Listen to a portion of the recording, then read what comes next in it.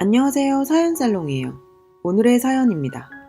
마음은 심란하고 정신은 어디 가출한 듯이 하루하루를 살고 있습니다. 털어놓을 곳이 많지 않아 여기 끄적입니다. 저는 진주에 사는 31살입니다. 와이프와 동갑이고요. 결혼한 지 3년 차에 저에게 이런 일이 일어나 많이 혼란스럽고 힘듭니다. 와이프는 아이를 가진 후 육아휴직을 하며 집에서 생활하였고, 임신했을 때도 제가 일 끝나고 돌아와서 먹고 싶다는 거 사주거나 저녁을 해주거나 했습니다. 태교 여행 가고 싶다고 해서 태교 여행도 같이 다녀왔죠. 그런 걸로 부족하겠지만 제가 해줄 수 있는 건 최선을 다했고, 아이 낳고 살이 쪄서 운동하고 싶다고 해서 헬스 개인 PT도 150만 원짜리 결제도 해주면서 제 나름대로 아내를 잘 챙겼다고 생각합니다. 와이프는 육아휴직을 마치고 복직한 뒤에 자주 회식이라며 외출을 했어요. 오랜만에 육아를 벗어나 일하는 아내. 안타까운 마음에 얼마나 답답했을까 하는 생각도 들어 늦게 들어와도 그러려니 이해를 하려고 했습니다. 제가 너무 이해를 해준 탓일까요? 술을 먹고 새벽 4시 넘어 귀가하는 시간이 점점 늘어가기 시작했고, 남자가 생겼나 하는 의심도 했지만, 저희에게는 눈에 넣어도 안 아픈 2돌도 안 된 아기가 있는데 설마 그런 짓을 할까 생각했어요. 올해 3월 아이가 2돌 되기 며칠 전에 저는 보고 싶지도 생각하기도 싫은 장면을 보게 됐습니다.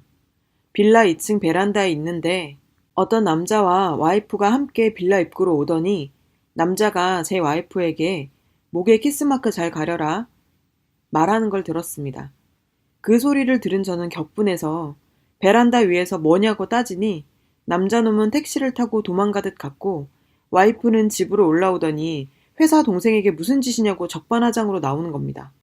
아내는 술도 안 먹었다고 하는데 술 냄새가 났고, 그 상태로 아기가 자고 있는 곳으로 가려고 하길래 저는 그 더러운 몸으로 어딜 가냐고 화를 냈습니다.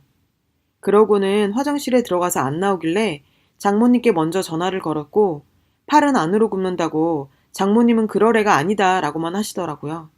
제가 장모님께 전화하는 걸 들었는지 와이프는 밖으로 나와서 전화 끊고 전화기를 던져버리더니, 나도 숨 좀 쉬고 살자 하는 겁니다. 숨이요? 숨은 제가 쉬어야 할 것 같네요. 와이프는 대기업 주간 야간하는 회사에 일을 했고, 저는 야간이 없는 병원에서 일을 해서 칼퇴가 가능했어요. 와이프 육아휴직이 끝난 후 애를 돌보는 건 제 몫이었습니다.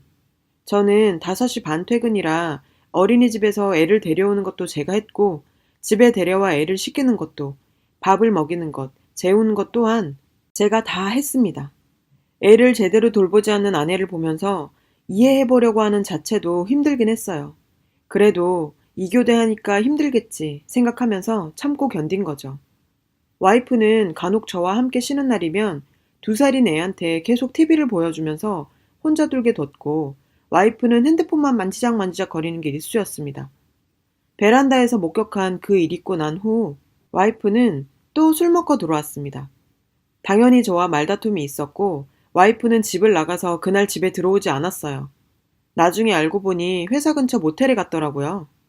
아내가 출근하기 힘들 것 같아 얼마 전에 티볼리 한 대도 큰맘 먹고 선물했었습니다. 혹시나 하고 와이프 차 블랙박스를 보니 가관이더군요. 키스 소리, 신음 소리 등 2~3시간 찍혀 있고, 아내의 제왕절개한 상처를 보고 남자가 자기는 머리가 커서 자기 엄마도 제왕절개했다는 얘기도 있더군요.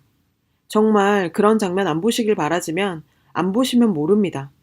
정말 피가 거꾸로 솟는 것 같았어요. 그래서 처가에 제가 블랙박스에서 본 걸 다 말하고 보여드렸죠. 장모님은 그제서야 딸아이를 용서해달라고 했지만 저는 용서할 자신이 없었습니다.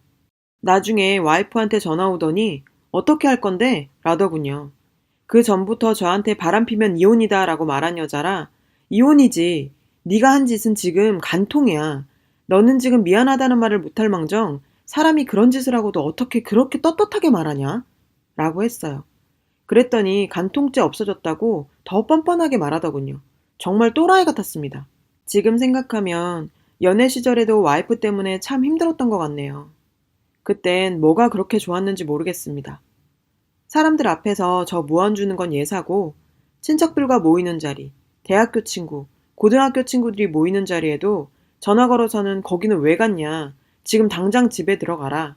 그럴 시간에 나를 보러 오라고 떼를 쓰고 화를 내고 욕하는 게 다반사였습니다. 생각해보면 집착이 병적으로 심했어요. 친구들 커플끼리 놀러 갈 때도 자기 마음에 안 드는 게 하나라도 있으면 바로 버스를 타고 집에 혼자 가고 집에 가서 전화로 화내고 욕하고 이게 참. 결혼식 전날 친구 커플들끼리 또 모였습니다. 분명 와이프한테도 미리 얘기를 했고요. 저희가 결혼 전에 아기를 가졌어요. 모임하는 전날 갑자기 말을 바꿔 임신 때문에 술을 마시면 안 되니 저보고 혼자 가서 놀라고 합니다. 그것도 이해했습니다. 친구들끼리 재밌게 노는데 수시로 전화가 오더군요. 나 빼고 노니깐 재밌냐고, 집에 빨리 안 들어가냐고, 뭐 하는 짓이냐고.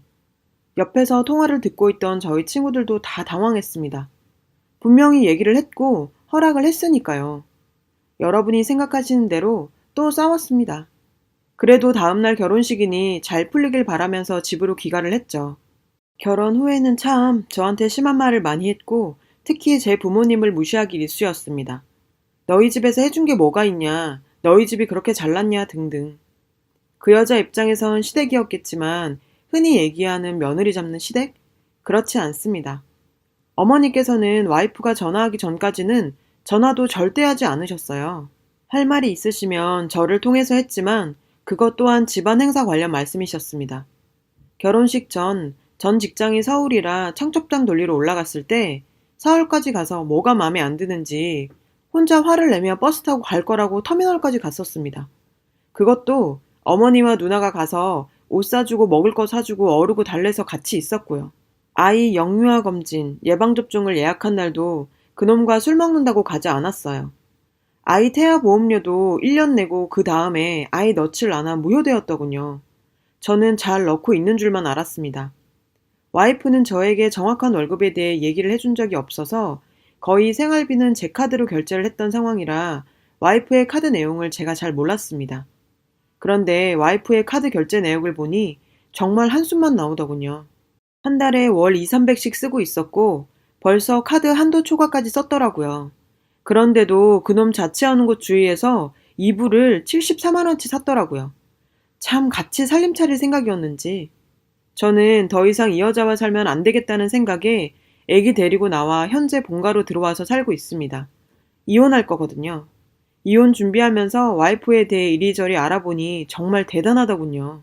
전 직장에서 양다리 걸치고 그중 한 명한테 몇백 빌린 뒤에 양다리 걸친 거 들켜서 퇴사 후 잠수 타버렸대요.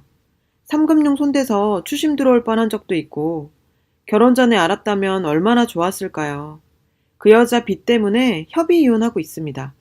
복수하고 싶은데 명예훼손이니 뭐니 피해자를 위한 법은 없더라고요. 회사 년놈들 이름 다 까발리고 싶지만 애기 아빠로 범죄자 되면 안 될 것 같아 참고 있습니다. 다행인 건지 아이는 엄마의 정을 받고 자라지 않아서 엄마를 찾지 않고 잘 지내고 있어요. 왜 가해자들은 저렇게 웃으면서 지내는데 피해자인 제가 이렇게 힘들어야 하나요? 대한민국 법은 가해자를 위한 법인 것 같습니다. 이 사연의 후기입니다. 보통 아이를 낳으면 모정이라는 게 여자에게 생긴다는데 와이프는 모정이라고는 찾아볼 수가 없었습니다. 애가 엄마가 봐주지 않는다고 스스로 토를 하기도 했으니까요. 심지어 막 걷고 뛰기 시작할 때 거실에서 뛰며 잘 놀고 있는 애를 주위에 장난감이 많이 널브러져 있는 상황임에도 왜 그랬는지 그냥 애 다리를 걸어 넘어지게도 했습니다. 큰일 날 뻔했었죠. 지금도 생각하면 아찔합니다. 애가 침대에서 잘못 떨어져 피가 나도 뭐 이 정도면 괜찮아, 울지 마 하면서 그냥 TV 보러 가더군요. 참. 애가 밖에서 넘어져서 까져도 놀라지도 않고요. 이게 애엄마라는 사람이 할 짓인지. 불륜 후의 와이프의 행동은 절 완전 미치게 만들었습니다. 간통죄 없어졌다며 갈 때까지 가보자. 오히려 적반하장. 바람핀 사람들이 그렇다고 말만 들었지 내 마누라가 그럴 줄이야. 그렇죠. 저 정도는 돼야 지 자식 버리고 다른 사람한테도 갈 수 있는 거겠죠? 무슨 생각에선지 그 여자가 먼저 이혼 조건을 제시하더군요. 더 나쁠 것도 없었던 차라 일단 오케이 하고 조건 제시 이틀 후 법원에서 만났습니다. 정말 이 여자 정말 대단합니다. 껌을 짝짝 씹으면서 본인이 먼저 이것저것 조건을 제시했으면서 이제 와서 또 말을 다 바꾸더군요. 법원 오기 전에 어디선가 상담을 받고 온 듯 했습니다. 어찌 그리 뻔뻔하던지 법원에서도 온갖 짜증을 다 내더라고요.